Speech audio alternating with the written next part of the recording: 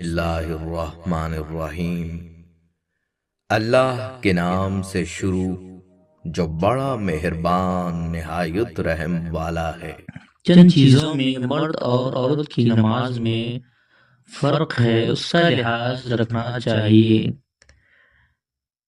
Number 1، تکبیر تحریمہ کے وقت مردوں کو چادر وغیرہ سے ہاتھ نکال کر کانوں تک اٹھانا چاہیے اور عورتوں کو ہر حال میں بغیر ہاتھ نکالے ہوئے کندھوں تک اٹھانا چاہیے۔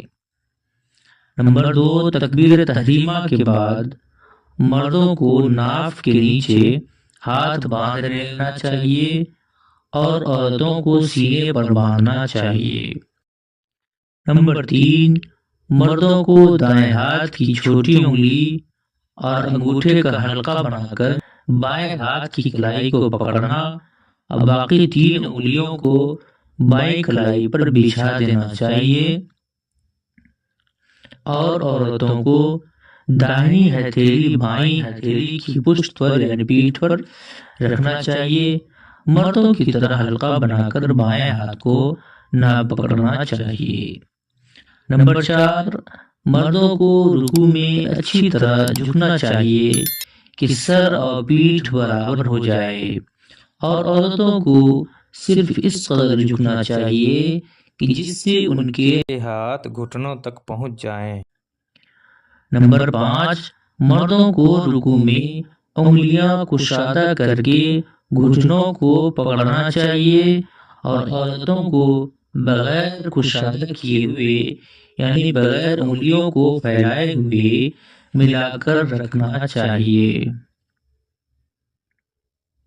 نمبر 6، مردوں کو حالت رکوع میں کہنیاں پہلو سے علیحدہ رکھنی چاہیے یعنی بغل سے علیحدہ رکھنی چاہیے اور عورتوں کو ملی ہوئی چاہیے۔ نمبر 7، مردوں کو سجدے میں پیٹ کو رانوں سے اور بازو کو بغل سے جدا رکھنا چاہیے اور عورتوں کو ملا کر رکھنا چاہیے۔ نمبر 8، سجدے میں مردوں کی کہنیاں زمین سے اٹھی ہوئی ہوں اور عورتوں کی کہنیاں زمین پر بچھی ہوئی ہوں۔ نمبر 9، مردوں کو سجدے میں دونوں پاؤں انگلیوں کے بل کھڑے رکھنا چاہیے مگر عورتیں دونوں پاؤں داہنی طرف کو نکال دیں۔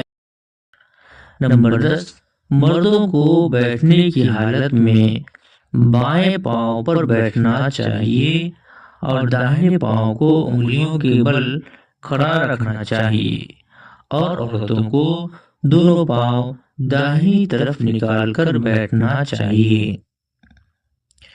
نمبر 11، عورتوں کو کسی وقت بلند آواز سے قرأت کرنے کا اختیار نہیں بلکہ وہ ہر وقت آہستہ آواز سے قرأت کرے اور مردوں کے لیے بعض حالات میں زور سے قرأت پڑھنا واجب ہے اور بعض حالات میں جائز ہے۔